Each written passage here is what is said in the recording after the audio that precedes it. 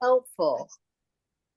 I just However, remembered I'm not recording. There you go. So yeah, so I apologize. I didn't mean to interrupt you there, Nikki. Go right ahead. that's okay. But I'm wondering whether or not my goals or my ideal client is such a fantasy that they don't exist. I mean, Mhm. my micro niche is neuroscience based organized organization coaching. Mhm. So I'm fantasizing about my ideal client would be someone who is looking for a new way to tackle their clutter overwhelm Mhm. by not just going on other organization, organizers courses, but to take a more scientific approach to the challenges as to, why do I keep my stuff? Why can't I let it go? What if I need this? Mhm. Mhm. So my ideal client would be someone who's open to that kind of alternative and maybe even bending on a more minimalistic lifestyle going towards that.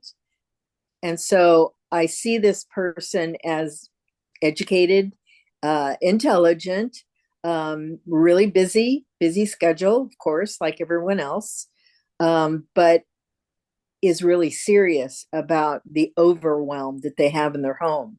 I've had Sure. clients who are professionals, medical, doctors and clinicians and dentists and psychologists even.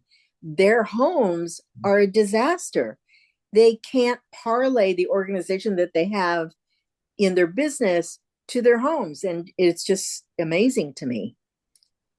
Well, So so we know that your client exists. So I mean, you said you have clients who are doctors and lawyers and dentists and whatnot. So right, your first but question is, that was on it Mhm. as an organizer, but I'm not marketing myself as a home organizer. I'm marketing myself as a neuroscience based organizing coach. Okay. So I guess then one question I would let me ask you the question. If I go to, and I know that these things still exist, they're called bookstores, right? If I go to a bookstore and there's definitely a section that includes lots of books on getting organized. There's definitely there's a section on minimalism. There's also definitely a section on neuroscience. Um, and so what that leads me to believe is that there are people who are interested in those topics. Right. And the reality is maybe a harsh reality. Let's not use the word harsh. One of the things that you maybe need to be open to discover is you want to market yourself as a neuroscience organizer, right? Yes. But maybe in order to sell your service, you need to be open to selling it in a different way or naming it in a different way or um, you know, putting it into a different basket, but still offering, what it Mm, is that you want to offer. And the mm, only reason I put that out there, first of all, we have no idea because as far as I can understand right now, you haven't actually gone out and tried to sell it yet. right. So first we need to do that. And if we go out and try to sell it and nothing happens and nobody's interested or you don't get any leads or anything like that, well then okay, then we need to pivot. That's the first rule. Okay. But the second rule is that and this I'm as guilty of this as so many other entrepreneurs, we have to be honest with ourselves that we want to sell something that people want, not what we want to sell them, Mm, right? okay. Okay. So um it doesn't mean that you need to make something up that you don't believe in or anything like that, but ultimately you may need to find a way to get to where what you're offering is or so what you actually deliver is just people come to it from a different way. And so Right. I'm 100% certain that your clients exist out there. Right. It's just what's the language that you need to use in order to Yeah. get them to the table and then show them results, which is So it's more of a different marketing approach, is what you're saying. Instead of using the word neuroscience, which seems intimidating to people, maybe approach it at using different language. Yes, that's exactly what I'm saying. And so I'm thinking about, how robust and expansive do you want to be able to scale your practice, right? Right, Because I'm thinking the people who would be responsive to something like neuroscience and like, wow, I want to get really in this detail, um, is probably we're talking about really micro, right? That's a right, smaller community. And so let's try to connect to those people because those are the people that you really want to work with, right? right, But then if you want to maybe take your business to the next level and scale it to, let's just say, level number two, we'll probably have to relax that neuroscience word and maybe some of the friction and the structure around that word in order to be able to just break into other people's mindsets around, I'm just a busy professional and I want to, I need some organization help, right? right, And you've got great tools to do that, but they probably don't really give two flips about neuroscience. They just want your help, right? But that's what you're going to give them. right. But it's an approach where a lot of people don't realize that their behaviors um, kind of make them do the same routines all the time. So I'm trying to craft a way that these are in the modules are itty bitty is what I call itty bitty courses, Mhm. where the modules are just very bite sized that you don't need to get into a whole neuroscience, background. It's just being able to answer certain questions as to why your behavior is the way you are. And that if we change our behaviors, then we change our brains and we change our habits. Totally get it.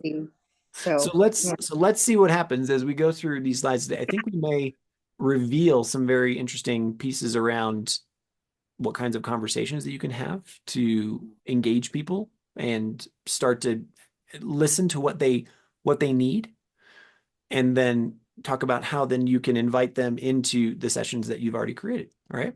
Right. One final question to the group then. Was anybody able to successfully start a hot network list or think about that? Just sort of like put all of those names on a spreadsheet and start saying, hey, here's the people I can reach out to. Yes, I started to do that. Me Nice. too. Yeah. Cynthia, how did that feel, Cynthia? Well, it felt good because it helped me to realize I may know more people than I thought I did. Nice. So, yeah. I have always that's always been a big revealer for me. Like again, I have the same issues as everybody else on this call, and I'm always like, I only have like three friends. You know, like it's really like there's only like three people I talk to. It's like my wife and my three kids, right? But then when you really start to get honest with yourself and think about past work colleagues and Uh-huh.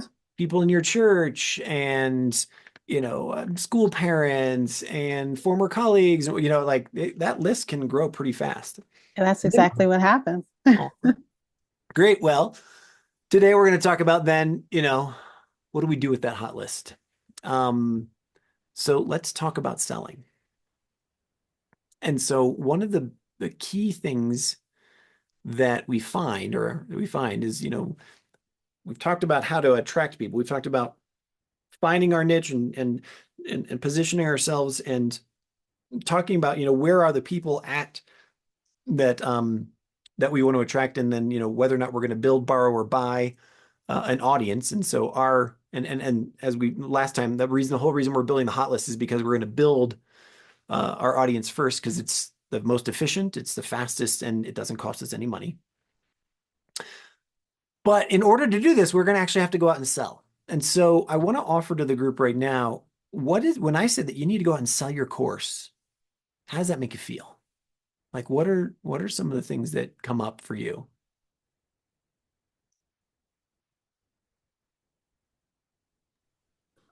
So I know for me, I'm great at giving things away, Mm. but I had I think a potential customer next year, and I actually went out to his property and help people install food forests, just to put things into context. And I think he even offered to pay a deposit for next year. And I actually printed out a receipt because I said, I'm actually going to do this. So I printed out a receipt saying $100 deposit. This is how much is left to pay. And I couldn't do that final step of saying, all right, you're ready to put down the deposit now. Tell me what's the, just take me one more step there. Like, what do you think that is, where it's like, you're okay giving your services away, you're okay helping other people? Like, what's the friction? What's the resistance to saying, and by the way, that's $250? I think that's my problem. I haven't identified it. I don't know. Okay. Hold on to that for me. Anybody else want to share? I'd love to hear about others. Well, I really enjoy sales conversations until the point where I've got to kind of put the price point forward, and I just avoid it. And that's when I'll get into talking more. And I know that I just don't have a lot of experience of doing that closing. And so I suspect that I will be doing quite a little bit of talking, and then if I can learn better approaches, it will probably take a few goes to put that into practice and actually to have more confidence that won't, I don't know what's going on in my mind, but I'm assuming that won't break things in some way. Because I could easily build a good rapport with people, and I guess I'm afraid I'm going to break that rapport. So yeah, so there's a feeling that you might damage the relationship, or it may shift the relationship from one of cordiality and rapport to something else or something like that. Okay. Are we afraid of approaching people like friends or as potential clients? Because sometimes we have this fear of alienating our friends, like, oh, we're only just using them kind of attitude, instead of in a conversational, as part of the conversation in your lead up. I usually interject with, okay, this is the course that I'm developing, and this is going to be the price for the course. So, and then you start listing, the pain points of why this course would be beneficial to them. But I try to eliminate the emotional side of that and just enter, the conversation of, it might be interesting if you enroll in this course to find out what you will learn about yourself. So I don't know. Is it a personal thing that we're afraid of, or what? I want to give one, if there's one person who wants to, either Cynthia or Arjun, do you want to chime in? Do you have any thoughts around this? Well, I only have theory, so I'm still in the same ballpark. One thing I've learned is I have to believe it has value, what I offer. And I know that value is only value when it's received. So when I help them to determine what's a fair price for their investment in them owning the solution for their problem, then I just have to name the price and shut up. And that's what I normally don't do. I start to add a lot of words and sounds and noise to actually explaining why I mentioned the price. But actually, it is them who close the deal because they want their problem be solved. I offer it, I mention the price. They have to deal with it because they have to say yes. So that's what I'm learning. 100%. And when I look to my best clients, they were my best friends or they became my best friends. I love it. So that's more, but with hindsight. So why am I falsely humble about that huge benefit that they need? I love it. I'm going to take us to the next slide because I want to be able to look at some of these words. So here's some of the typical resistance points that we see or we hear for getting out there and making sales, or just the emotions that we feel around it. Like, so I heard, you know, Alex, you said, you know, asking for money, that's a typical resistance point. And Serenity, you know, I feel like maybe it was fear of rejection, or, you know, you were saying breaking the relationship or something like that. Arjun, you know, I don't want to say that you don't believe, you know, you weren't saying that you don't believe it's worth it, but you're just saying, how do you communicate that value and let them understand that value? Do any of these resistance points, um, like some of the ones on the right are interesting as well. Like, does anybody have a fear of them actually saying yes? Like, oh my gosh, they bought it. What do I do now? Do I actually have to deliver? Or just, you know, a fear of not knowing what to do about objections. Do any of these resonate with you guys?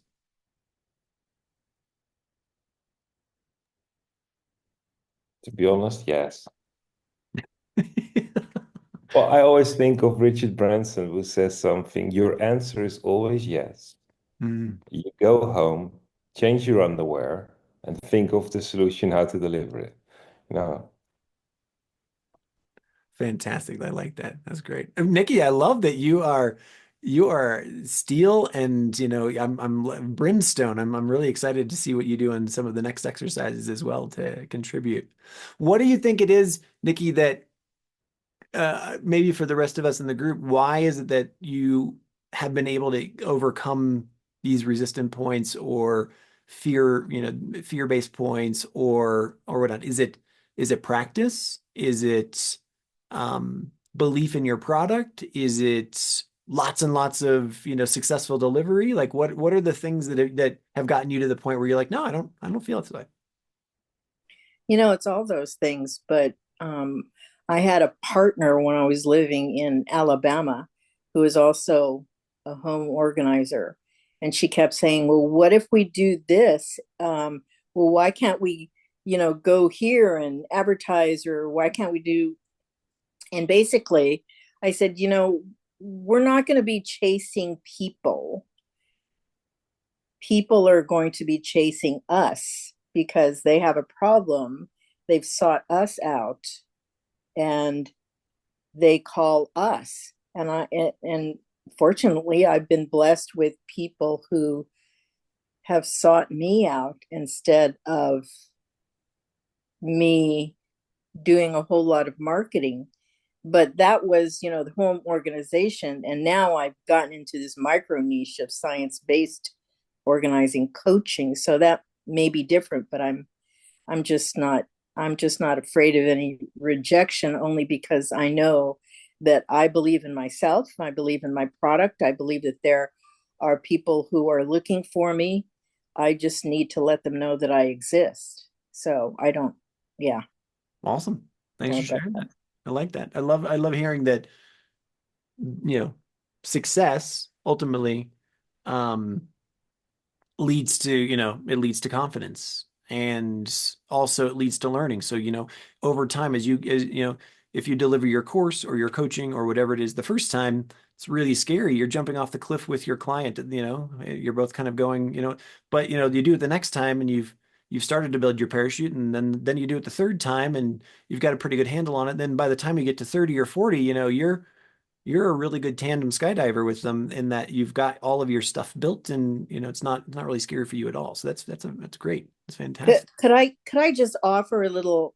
My mantra is omatas, and that comes from, if anybody has ever read the book The Art of War from Sun Tzu, there's a chapter in there that says, and this is my mantra, omatas, which is where it's derived from, is opportunities multiply as they are seized. Mm, So, you know, when you glom onto an opportunity like your first client, that kind of starts a domino effect.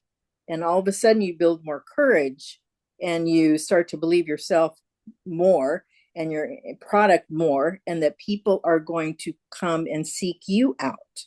And so that's, with the success of my first couple of clients, I knew that I had something that a service that someone was in need of. So yeah, sorry. Omata. I like that. We can all take that away. I really enjoyed that one. Snowball effect, right? If you can walk into a room saying, look, here's the testimonials of my last 100 clients, you are a much more likely, a much different magnet to the people in the room than somebody who comes in and says, hey, I've got a new idea, right? So let's talk about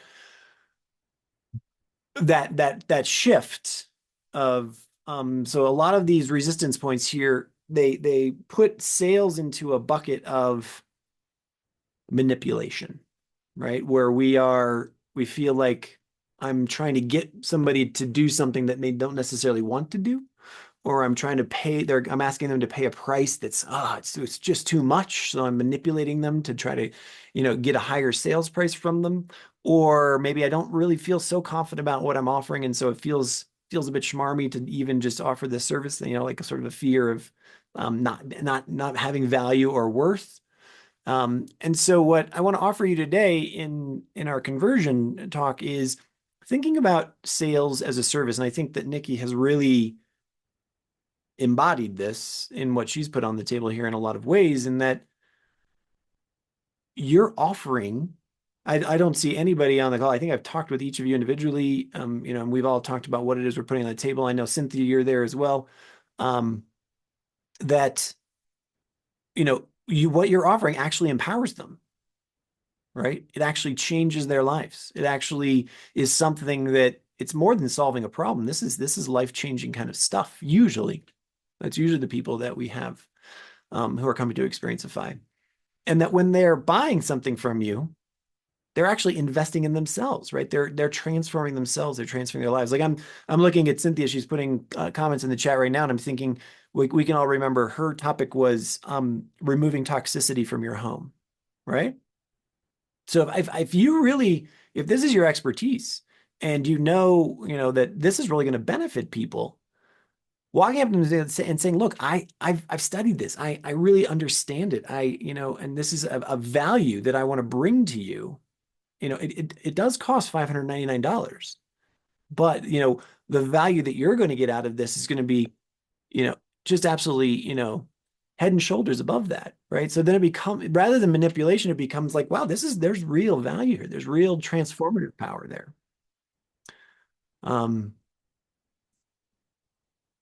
Does that resonate with everybody?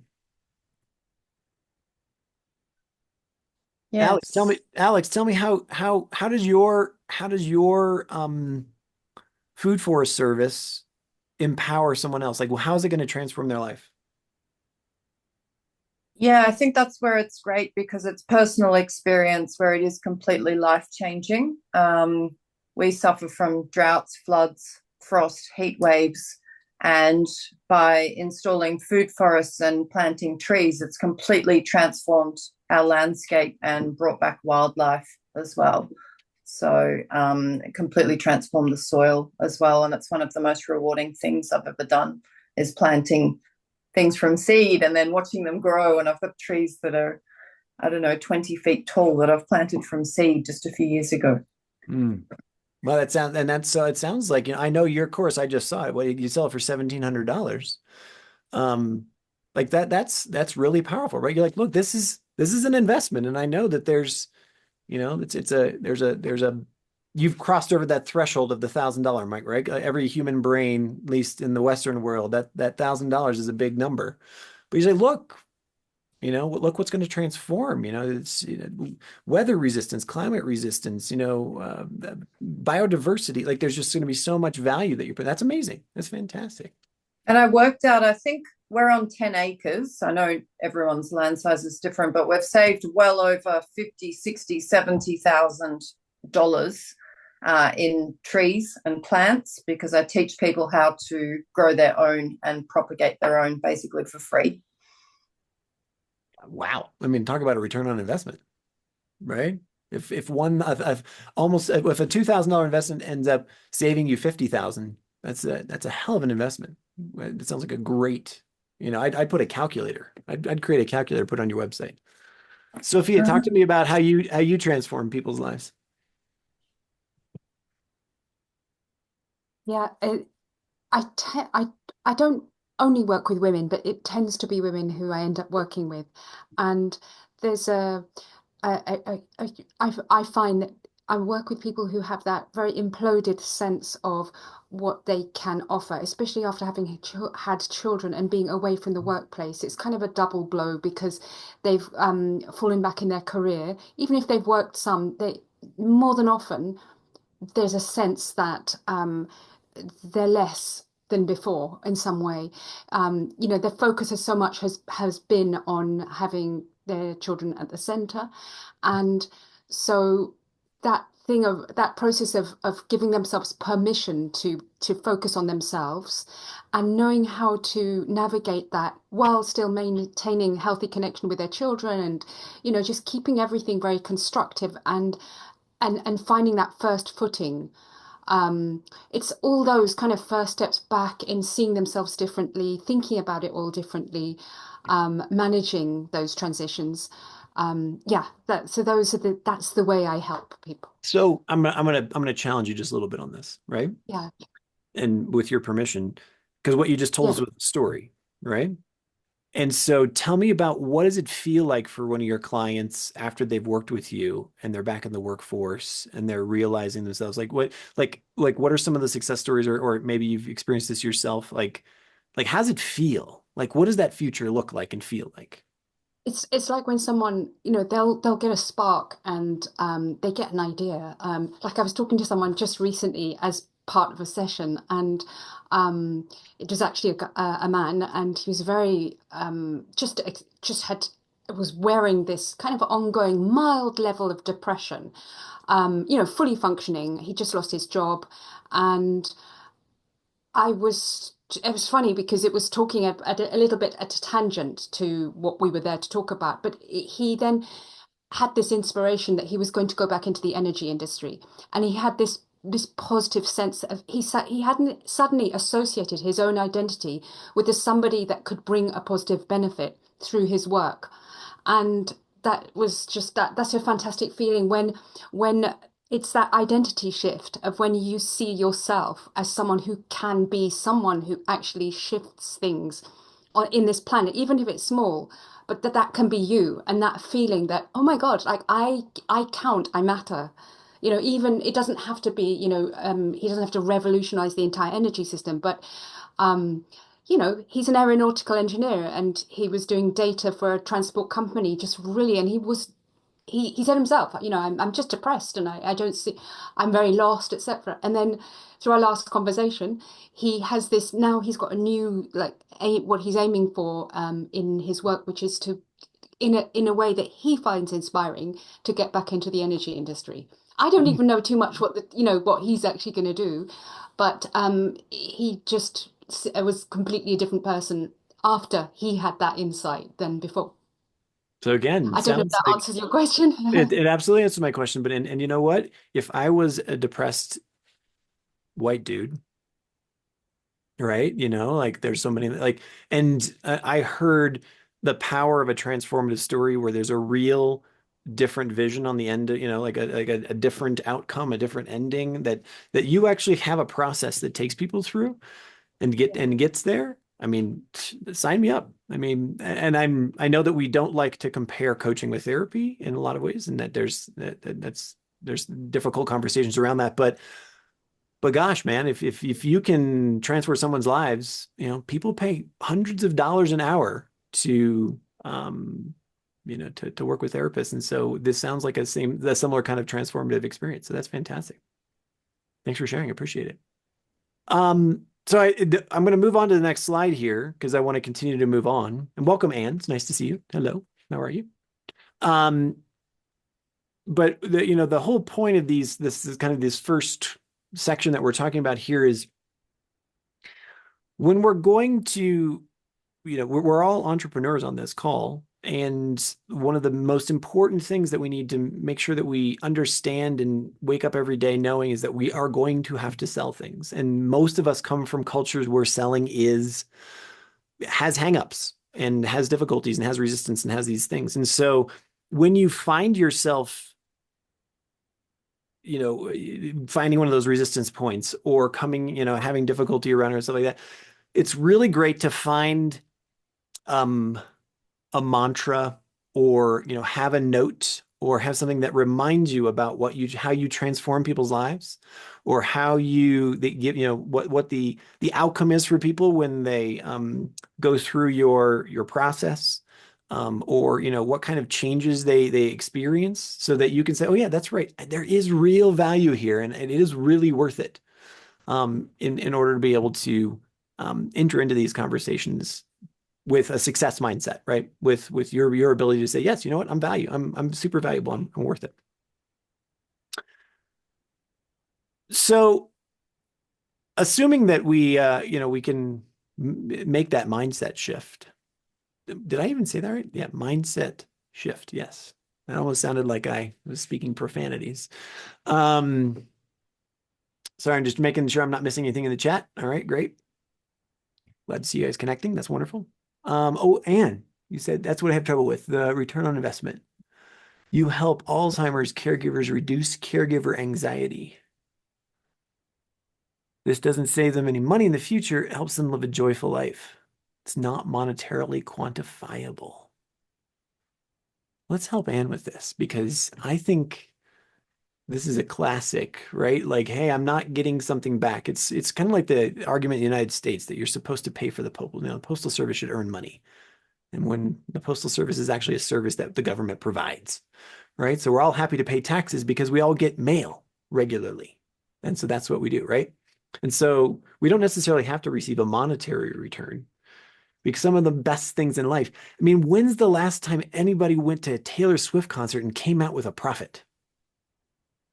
Right? If we think about it that way, right? This woman is making incredible amounts of money, but she fills people's lives with joy, right? Absolute phenomenon. And so, Anne, how could that translate into how you feel or how you communicate your practice? Yeah, that's interesting. I just, we all struggle with the cost thing. But to me, it's like every class that talks about this says, oh, well, you can pay $1,000 for this course because if you get 2 clients, you'll cover it. And, that doesn't apply in my case. My people are struggling to pay for the care that their parents need.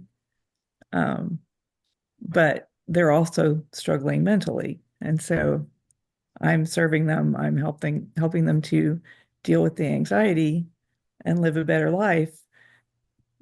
But I struggle with how much can I charge for that? Do you struggle with that because you don't think they can afford it?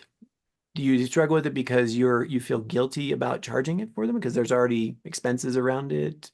Do you struggle with that because, like, what are the reasons why you feel like it's not worth it? I think a lot of my people can't afford it. So, I mean, I've been running a Facebook group for about 3 years. And had intended 3 years ago to do the course and haven't gotten it done. But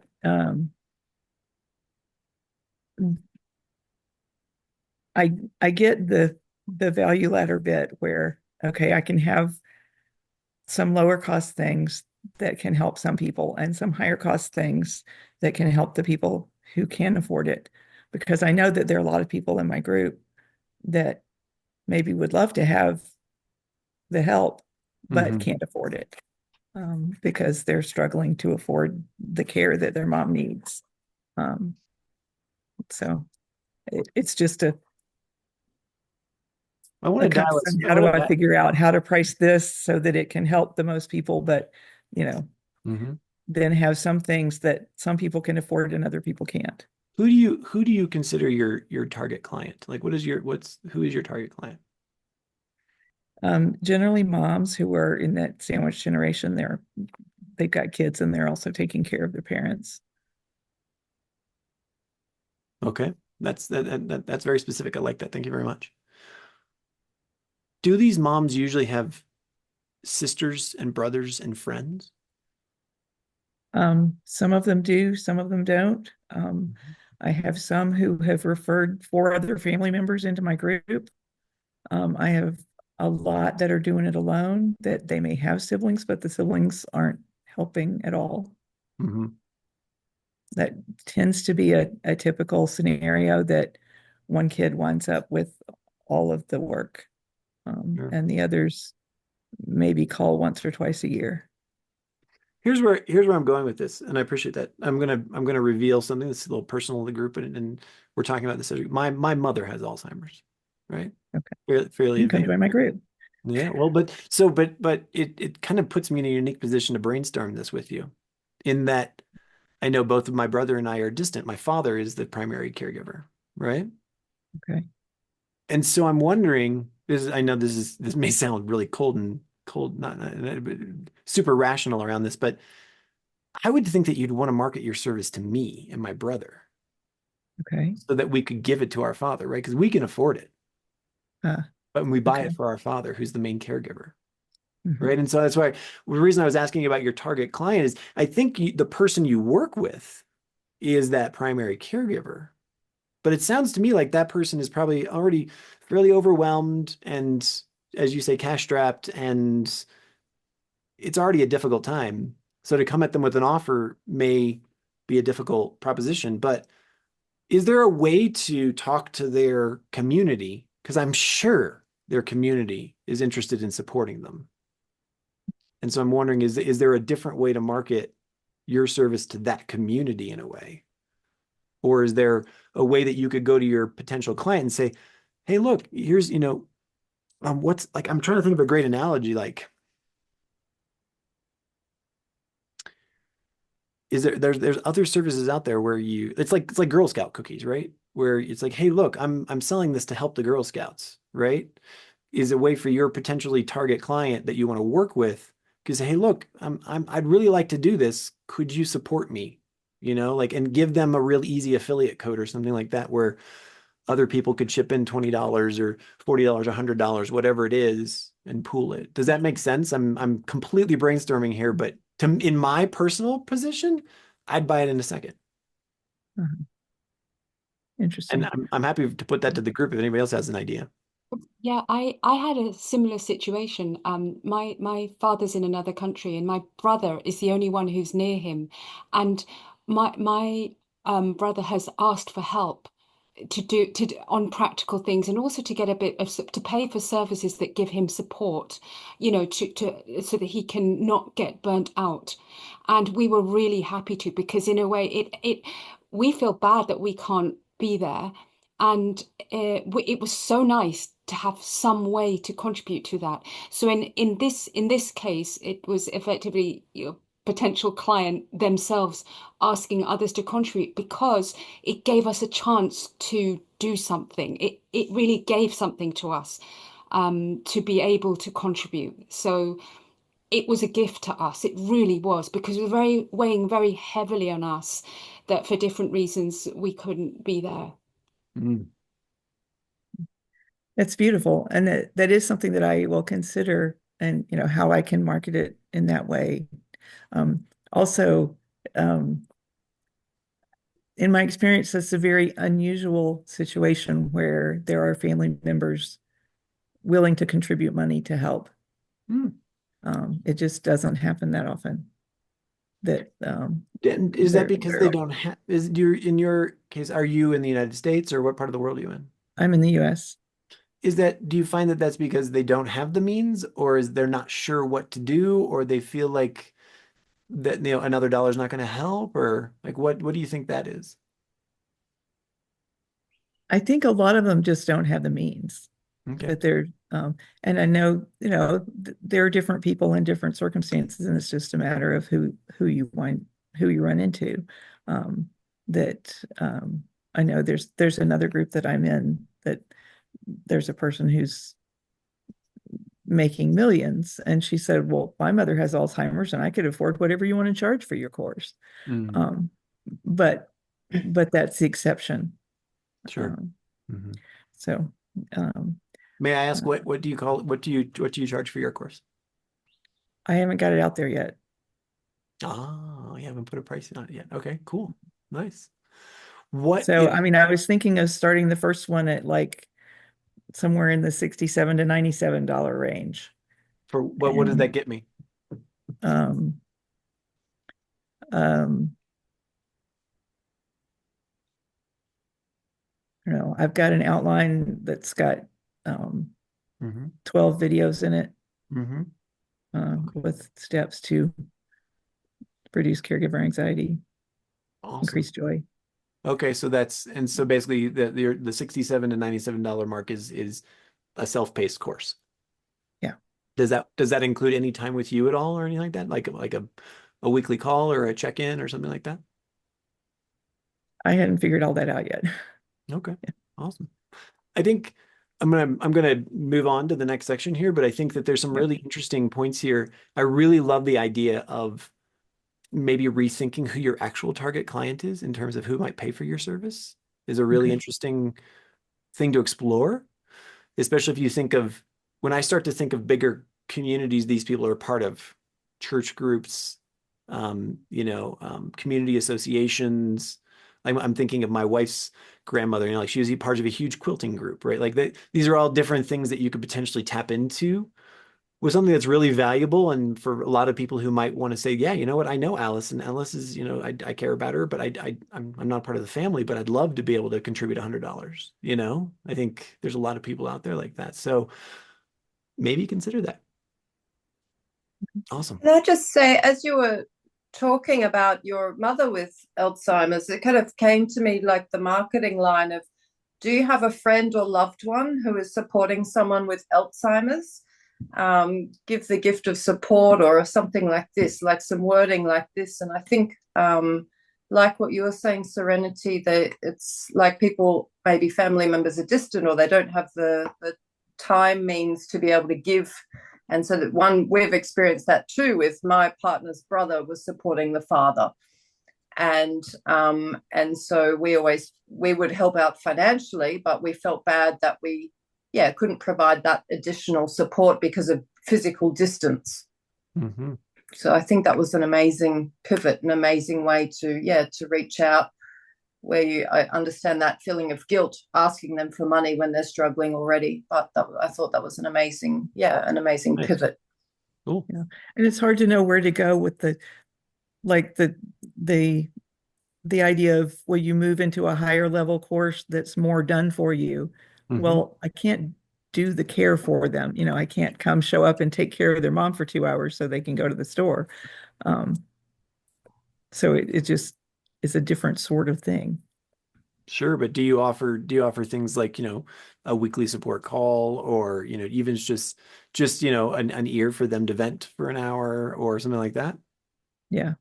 Because those are all, It's in the those works. are all excellent value adds that are not a course that are relatively low stakes for you, but at the same time, you continue to find multiple ticket offers for this service. That's clearly super valuable to a lot of people. And it's only going to get bigger. I mean, you're right in the middle of a market that's just growing Floating. fantastically. Yeah. Awesome. So what we've been talking about here, serendipitously, and we're talking about engaging conversations, right? So as you're thinking about that hot list that you've created, your hot network, for anybody who remembers from last time, you now have to think about, okay, so how do I get out there and start contacting them, right? And so I know it's really amazing how quickly an hour goes. I clearly produced way too much material for this particular hour, so we will be either tacking it on next time or whatever. But where I want to go is talking about these engaging conversations and then talking about what do you name your session, and then how do you actually get out there and start to say, hey, do you know somebody who does this or whatever? So I want to start here with engaging conversations because I want to make sure that we're all real clear about what the problem is that we solve and the results that they realize and what the benefits are that are working with you. Because when you come to a conversation, that's going to be the first thing that I ask. So for example, Arjun, what's the, like, hey, I'm happy to be on this call with you. Like what is it that you actually do? That's going to be the first thing. I mean, I've been married to my wife for 20 years. She still doesn't know what I do, right? She still asks me, she's like, I'm not really sure what you do all day. And I say, so, but Arjun, like, give me, like, I randomly check you as my guinea pig because it's so late at night for you. What is, like, if you get on a call, what's the problem that you solve? Well, I empower leaders to get clarity around their personal development, their personal desire, their future identity, we call their, and language for their perspective, so they can communicate it to their people that they so much long to take responsibility.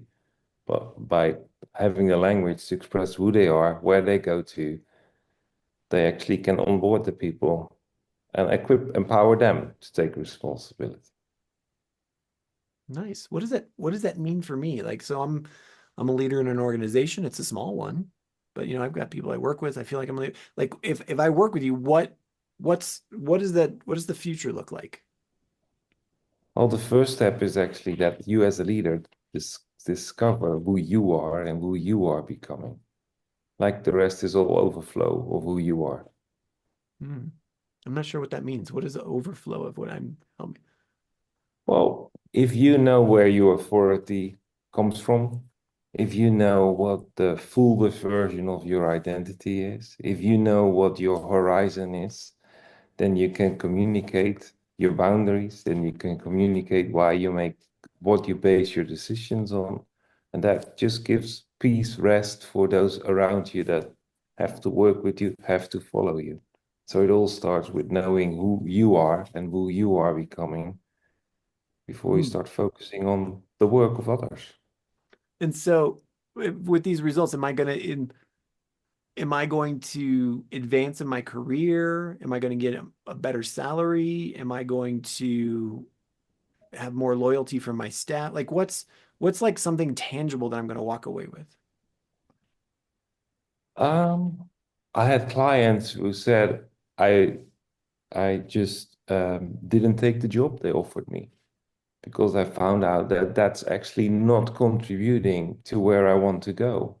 It pays my bills, but actually it will be on the midterm, it would be self-sabotage if I would just dig into that. I've done those skills for a long time, but I need to have a challenge. There needs to be more. I don't know what it is. So that's the feedback I get. People that they have a better framework, personal framework to make those hard decisions about what's my next senior role. Do I stay in corporate life? Do I become a business owner? All those actionable steps. If I know my horizon, then I can choose if they prepare me for my future or not. So this sounds like a lot of stuff. I mean, I could read this in a book, or I could talk to some of my friends about it. I could go maybe network with some other leaders, maybe go to a LinkedIn group. Like why should I work with you? What's the benefit of working with you? Does it happen faster? Is there a specific process that you have? Is there, some patented thing that you do? Like, I mean, do you have a magic wand? Why you? Yes to all. You are Richard Branson. I like it. I can even sell you my book. No. Well, I do coaching where I equip you to futurize for yourself as a leader. So it's based on being a leader and have the skills to futurize yourself. The starting point before you build strategy is always with the end in mind. I help you to develop the skills to define that end. I can add you to peer masterminds where you are no longer lonely as a leader. So you can step out of that isolation that you can't share your vision because people don't understand. And I can help you just realign your business strategy with your new gained future perspective. I love it. So we're coming to the top of the hour here. Arjun, thank you so much for being my guinea pig. I really appreciate it. because you jumped into the deep end of the pool with me there. Ultimately, what we want to talk about with engaging conversations, and I'm going to leave you with this, and we're going to pick up with it next time on Thursday, is when we think about what problems we solve, we want to be very specific. Like, for example, is there a relationship challenge? Like, for example, Alex, you solved the problem of how do you characterize that for people? Is it having a sustainable home? Is it being able to live off your land? What is that problem you solve? And Sophia, you put out there, and you were very clear about reducing the anxiety and bringing more joy to caregivers of Alzheimer's patients. And then Cynthia, your thing that you deliver, the problem you solve is toxicity in a home. Exactly. And Nikki, your organization. We're all very clear on the problem.